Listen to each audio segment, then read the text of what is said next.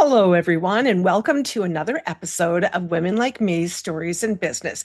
I'm your host, Julie Fairhurst, and today I have Alexandra Goldwell with us. And this lady's very interesting. So I hope that, not even hope, I know you're going to get so much value out of this conversation that we're going to have. She's a therapist, a clairvoyant healer, educator, and a cancer survivor. And she brings a unique blend of science and soul, helping people release inherited trauma and reconnect with the wisdom of their bodies. We're gonna talk about her journey through stage 4 cancer and what she's doing to help not just women, but everybody in the world. So, Alexandra, thank you so much for being willing to come on Oh, the podcast and talk with us. thank you, Julie. I love being here. I love what you've done for women and knowing of so many stories that have been shared through you. So Oh, thank you. well, thank you. Okay, so I'm going to jump in with our first question because you've got quite a background. So your journey, it encompasses therapy, teaching, healing, and overcoming stage 4 cancer. So Mhm. what thread do you feel runs through it all? So what's or your core truth that's guiding you through all this? Yes, yes, that's a great question. I love it. Really, the thread since one going into psychology at age 19 was how can I make a difference? And what is the nature of suffering and why is there suffering on the world? Mm. So those questions really fueled me for decades. And I've learned many things about those questions and studied. That's why I was so interested in studying different things around the world, cultures, other forms of healing, religions. Um, and it informed my healing, my own personal healing and freeing my own stuff, my own inherited things, my ancestral stuff. And it informed me as first a youth counselor for many years, and then a somatic therapist for the few decades after that. Wow, that is really that's a great background. So when you confronted your cancer diagnosis, you called it a pinnacle test? Mm. Well, it was. I mean, all I had learned about healing the body and why uh, suffering is created, like if it was an emotional issue or any kind of discord in the body, I'd healed things earlier in my life and trusted in my body's wisdom. So when I had this diagnosis, first of all, it was very shocking. But of course, I took it as a message, like, what is the message here? And me as a healer, why me? After the diagnosis, I did go home and ask that very question and sat in the dark that day. It was winter solstice and sat in the dark until I had an answer. I was used to meditating for hours, so that was no big deal. I think I sat there for a few hours and had some tears. And the answer was really because you will do it differently, as in my own way, Mm, and speak about it. And so I thought, okay, well, there must be some way this serves people. And obviously, everything I go through serves me and my family as well. right, right. Ultimately, towards my own freedom, Yeah, being more of myself.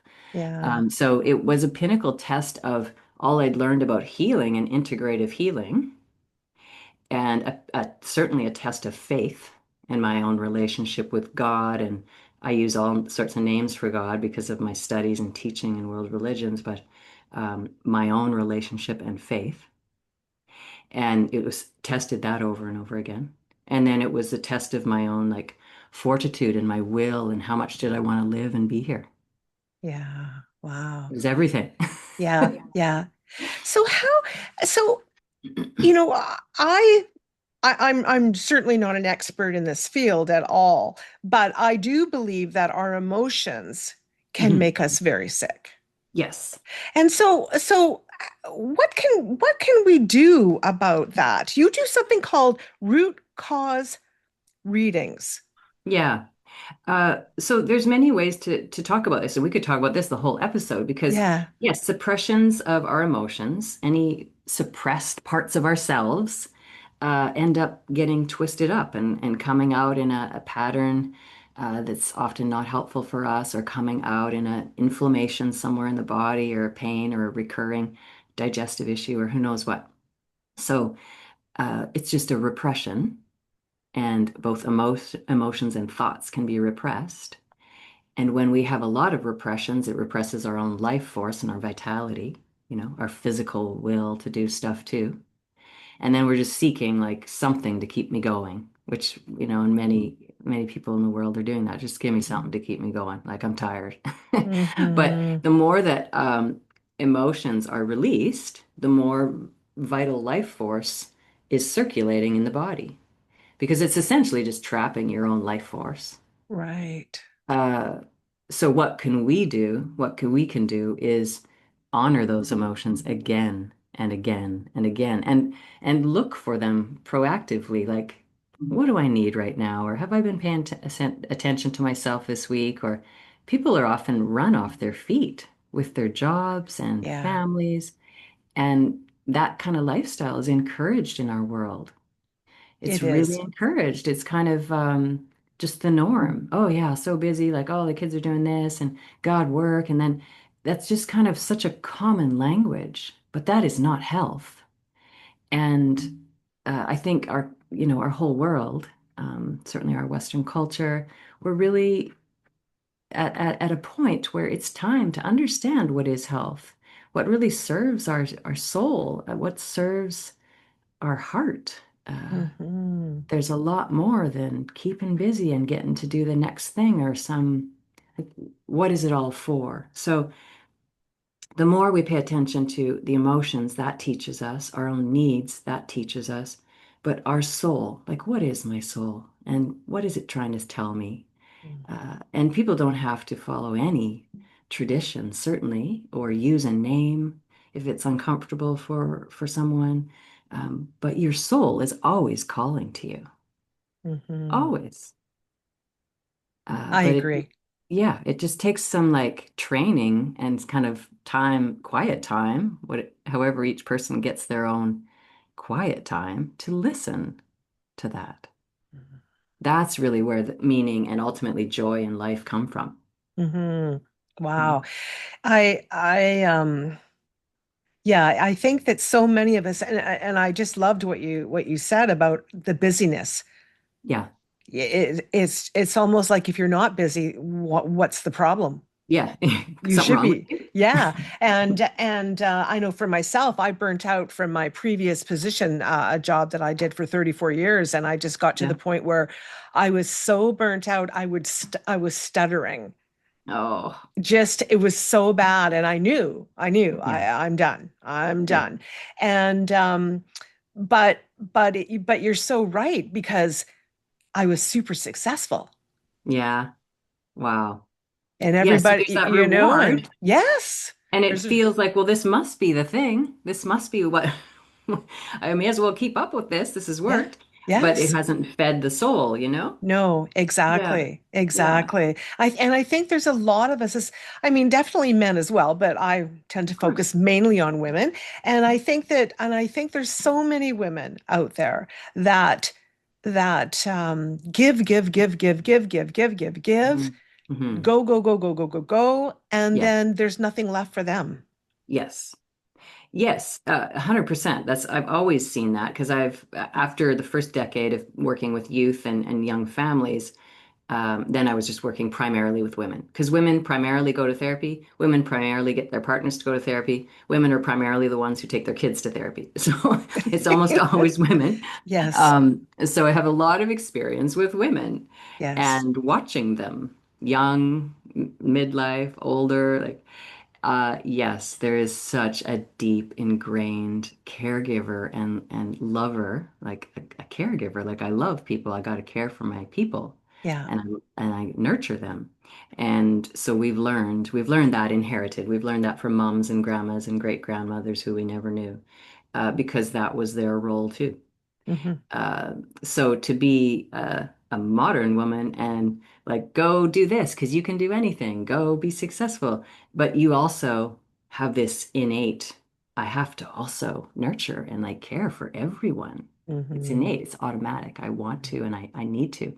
So usually the woman's needs comes last and there's there we're not meant to judge and blame ourselves for that training. That training is ancestral and it's really deep ingrained, but each of us must come to free ourselves from it so we can really choose and like remember what our own needs are.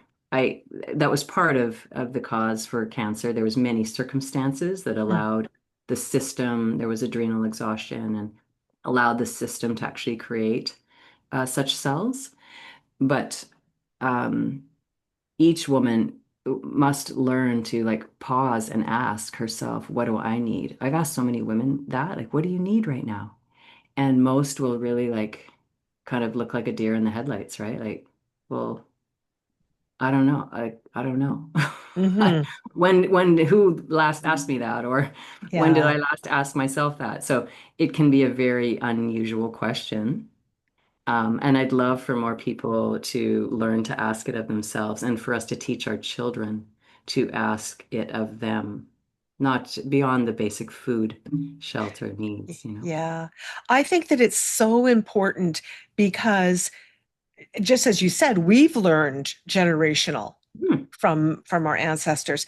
But what sometimes we don't think about is that we're also in that line and we're now passing things on exactly. to our children. And Yeah. so we might not have started the whole thing, Yeah. but we can do Totally. something to stop it. I know, and I get excited about that. Like, let's Yes. think of the future generations in all that we do. And Yes. that's why I really get passionate about women, men, parents, like clear it now before you get pregnant or you got young kids or you're a grandparent. Like, just anything you do to clear old stuff affects the whole web. Yes. Yeah, I agree. And I love that when Yeah. someone just goes, okay, let's clear this up. That old thing still affects me. I want it gone. Like Yeah. And I that's, think there's guilt and shame and everything that comes around with that. But I yeah, think when they understand that that it didn't we didn't start it. yeah, We've continued it possibly, yes, but we didn't start it. And so yes. really that guilt and shame shouldn't even be there. It's not really on our shoulders. It was like a gift that was given to us that we never asked for. Well, right. And this, in a way, the soul was in agreement of being the one who could heal it because generations past also did not focus on personal development and healing. Like there wasn't time. My Yeah. grandma had no time for that. Yeah. Yeah. Either of my grandmas. So Yes. who would even consider like self-reflection and contemplating and like what, that's just not what the time was. So it's the Yes. people in the time now. We Yes. have the time. We have those who have the inclination. We can do that proactively for our children and grandchildren and generations to come. And it affects the whole web. It affects all of humanity. Of course, it affects your family system first and Yes. most strongly, but then it ripples out, of course, through everyone we're with. It's Yeah. just so important. I'm just so passionate about people doing it. Yeah. You're meant Yeah. to be happy and free and not in stress. Well, and it's yeah, and you're saving, Yeah. like I came from quite a not the greatest background, and my mom never dealt with her stuff, which Yeah. I don't feel, and she's passed on, but I understand that Yeah. because again, just like you said, they weren't, that even a generation ago, they weren't really dealing with their stuff. Nobody Yes. really said, "Oh, maybe you should go get Let's counseling go to and sort your." therapy. Yeah. Right. It was like, "No, we're not talking about it." But it comes out. And so, of course, I was affected. My siblings, I have brothers that are still to this day drug addicts, Right. and then it fell to their children. And I could see, for even in the beginning of my motherhood, I could Yeah. see what direction I was going. Right. And luckily for me, I didn't want to go there, and I was somewhat aware, and so I went on a personal growth journey. And Way now to go. my kids are, they're not perfect, but they're pretty darn good. But my Good. grandkids are great. Like I can Yeah. see it. I can actually Nice. see Nice. I it. love that, Julie. I Yeah, love that. yeah, Yes, it made a difference for you yeah, to choose a different path and yeah, really, yeah, yeah. know that you were impacting. All great. And I think that a lot of times I spoke with a lady the other day, and I could see she was still having quite a difficulty. uh, I don't want to say forgiving her mother, but just accepting it. It's just the way it was. It was still Yeah. ingrained in her, and I certainly understand Oh, of how that course. happens for sure. But they got it from somewhere. Yes. Yeah, So, so I believe that we need to understand, like, yeah, this, I didn't have the greatest mother, but then she was also didn't have the greatest mother and father. of course. And who knows where that went down that road. So it's not about blame. It's about saying, you know what, I want better for my kids, and it's time to just stop it. Yes. Yeah, it's hard to let go of such pain and trauma. And I mean, I've been through many stages of observing psychology too, and people's views and counselors' views and the views on trauma. And what I'm aware of now is everything can heal a lot faster than it could even 10 years ago. It's just the state and the rate of our consciousness, because as more and more people are opening or freeing themselves, let's say, or letting go of things, it Yeah. just becomes easier and lighter. Yeah. So anyone who's just starting now, there might be an old idea like, oh, this is going to be awful, or I don't want to go there, or this or that. And I just always try and educate people like it really can be easier than you think.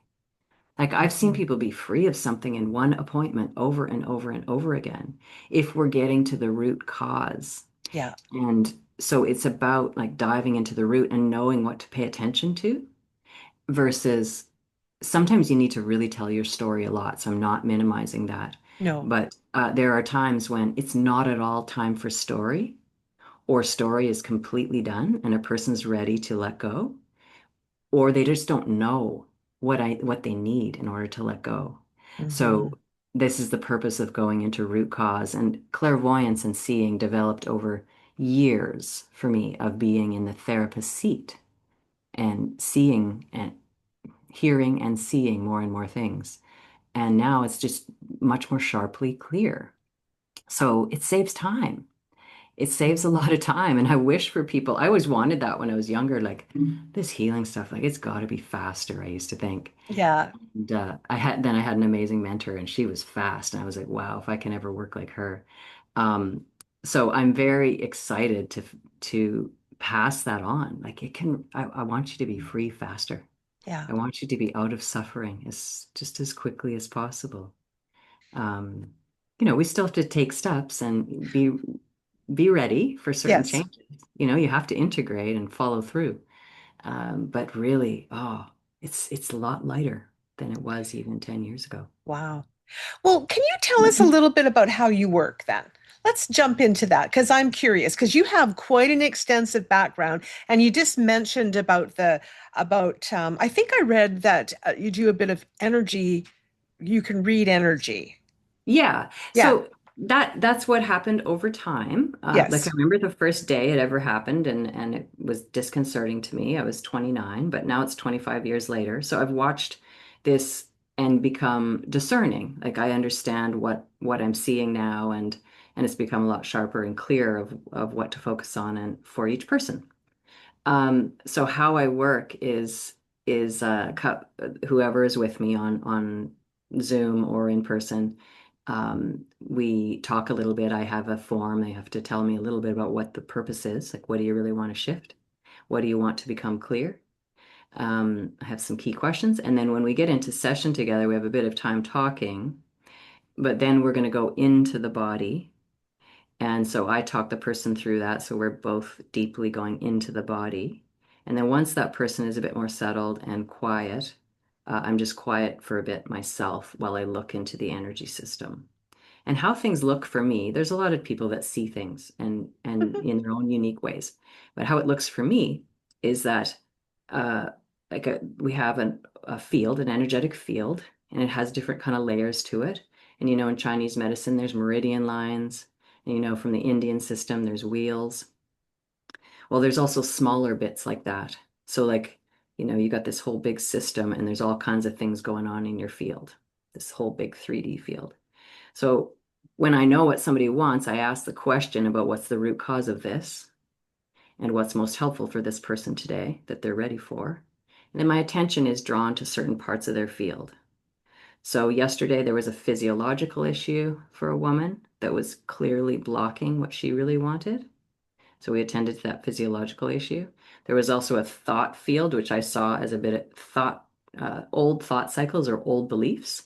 I see usually as spinning wheels. Usually they look like Mm, a spinning wheel to me in a certain area of the body. So I'll tell the person like, here's where I see it. It's over on this area, in the front and the beside, inside the body or outside the body.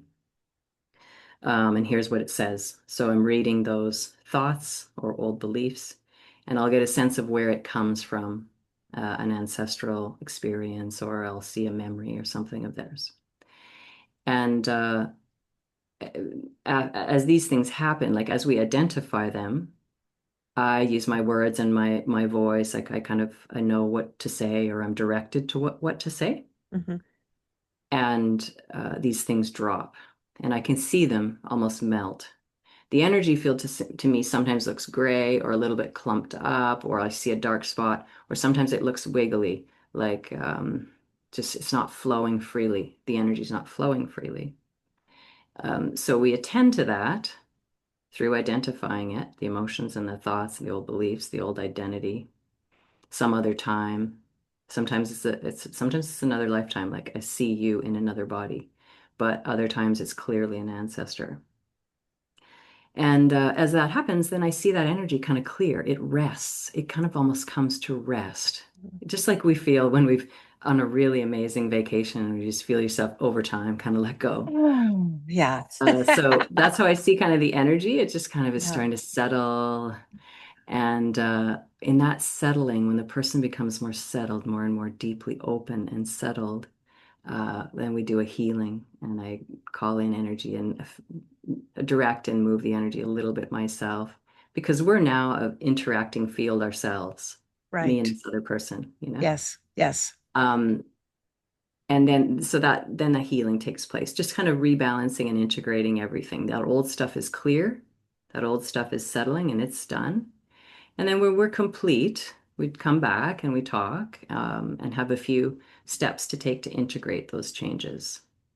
When someone works with me on a package, then I link between each session, sending them audio healings and follow up right up. Mm. Like, here's your summary, here's your action steps, how are you doing? And then some audio stuff to practice. And do you find like, what's the time frame? I mean, I know everybody is, of course, very, very different, Yes, of but course. just on an average, like what do you find? What, let's do this. What do you find is one of the more easier things for Oh, good people question. to heal from? Yes. So, one of the easiest things to heal from is anxiety. Oh, don't we all Yep. have that? Yep.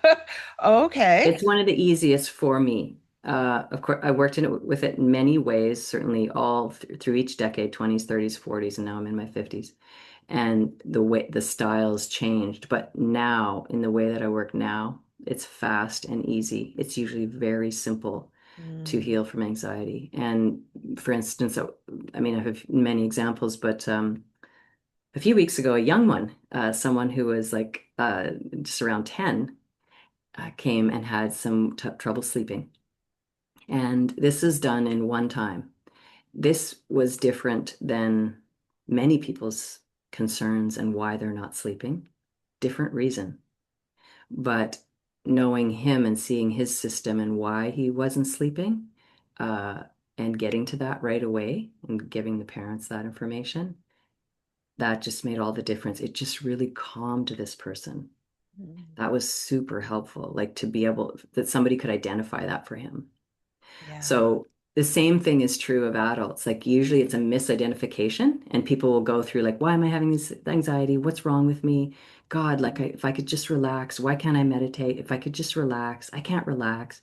And they have all kinds of stories around it, but they haven't actually understood the cause of it, the basic what's turning the wheel.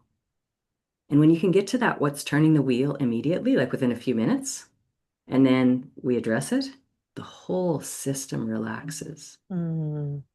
Now that person will go about their life, like say they work 50 hours a week, like they're going to have to make changes if they Yes. want to maintain that. But that core crux of the cause, either panic or something's wrong with me or I'm running from something, or once you understand that, that piece gone, it's a different experience of yourself, Hmm.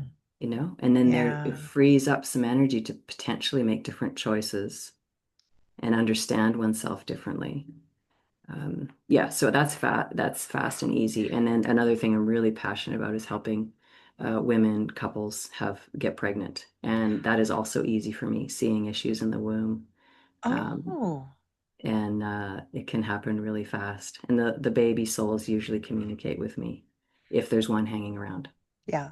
Wow. Now Yes. that's interesting Oh, because there's it's a there's blessing. a lot of trouble out there.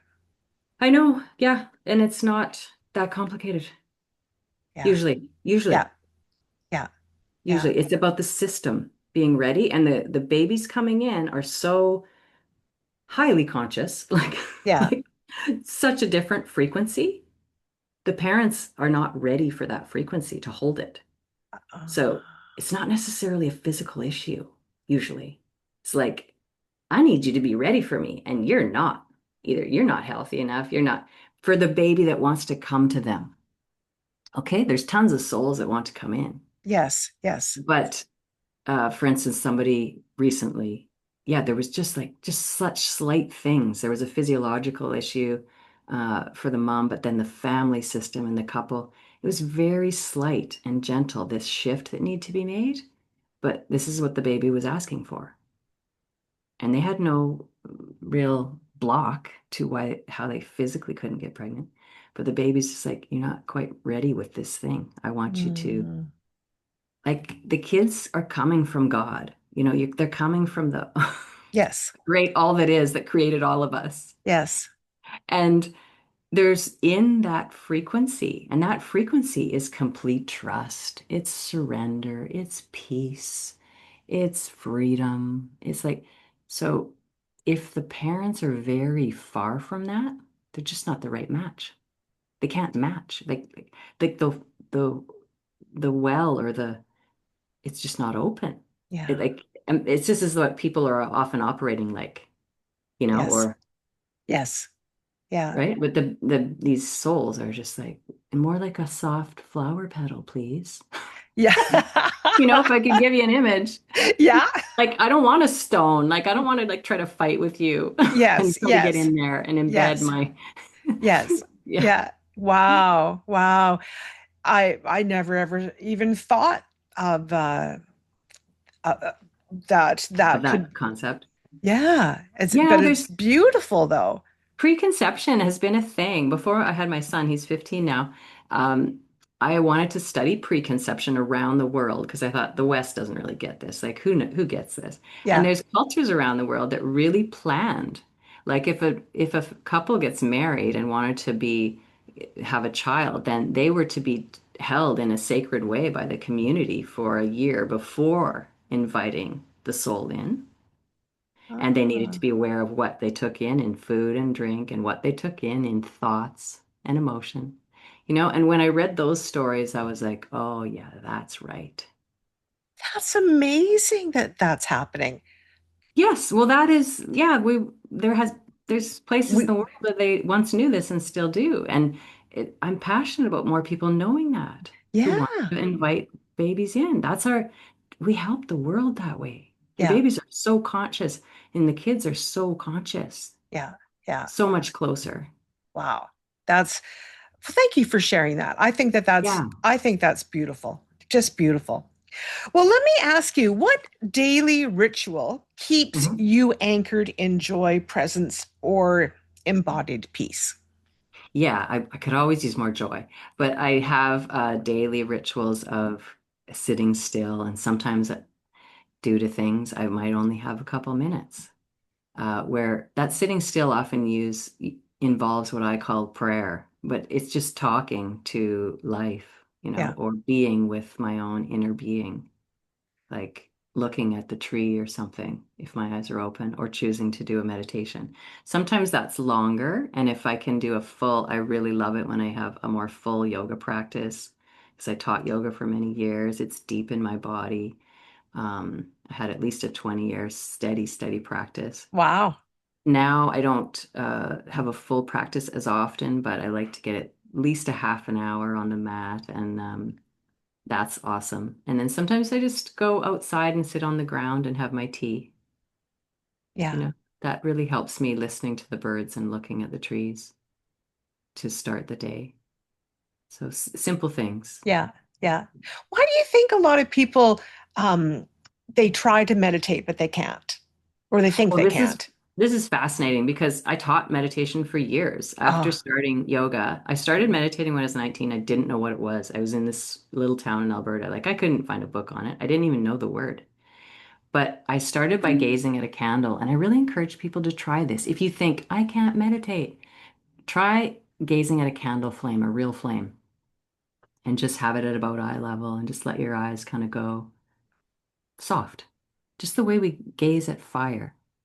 It will help you slow the nervous system down and slow from high beta wave to more alpha wave and even slower in your brain waves.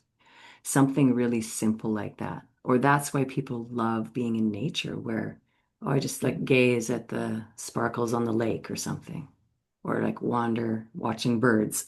Yes. Who knows? Like there's nature does that for us too. So everybody can meditate. It's just don't put it in a place where it has to be sitting still with my eyes closed. The more you find still movement, like or still places, times when I can be still without moving, that's amazing. I can be at peace with myself for 5 minutes. Hmm. Then it's those times where you could maybe also close your eyes for another 5 minutes. But it's the forcing. It's a habit of forcing that people have and our culture has. I should, and what's wrong with me if I can't for one time. Like that was the most common thing is people would say, I can't do it. But they tried for 5 minutes. Right. Meeting the mind is very hard. Yeah. The mind, supposedly we have 50 to 60,000 thoughts a day. And so meeting your own mind is difficult. It's racing often. Mm-hmm.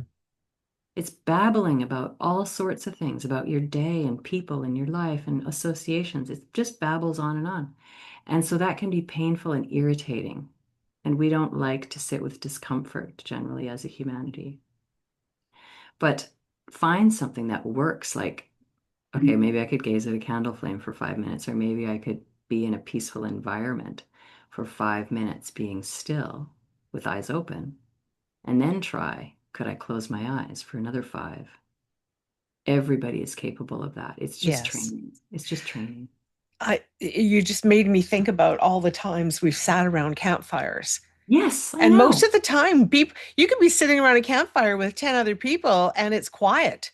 Yes, people go quiet. It's awesome Yeah. because we love being outside and we love being around fire. It's innate in that is ancestral. Yeah. That is deeply ancestral, and that's why it's easier, Ah.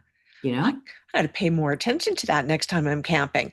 I know. I'll be awake watching to see Oh who's yeah, honey, I live in the city. I just ache for more fire. Like I want to have a yard where I can just have fire. yeah. Yeah. Uh, Yeah. yeah. Wow. Okay, and I wanted to ask you another question. So, when people, what do you do for people when they're just feeling so overwhelmed? Is that Mhm. part of, is that, can you see that in their energies as Oh, well? 100%. Yeah. 100%. That's a nervous system issue. Overwhelm will be nervous system issue. And there's something blocking in the system that's keeping one from slowing down or accepting fatigue or being able to drop items that are overwhelming them. There's something in the system that's Mm, stopping. There's an old pattern that's stopping hmm. the person from letting go. Yeah. And so when you or a person doesn't know, why can't I let this go? Like I'm just constantly hitting these patterns of totally dropping and being overwhelmed or overstressing myself. If that keeps happening and it's just you're not shifting out of it, then there's something you're missing. And that's not a flaw. There's just something you can't quite see right now, Right. But there's a reason that it keeps going. There's part of you that wants to be known. Like your soul is just showing you that repeating pattern because there's more to be seen about that and Mm-hmm. understood until it Mm-hmm. can completely drop. Yeah. But 100%, it's not a difficult pattern to drop. Yeah. Yeah.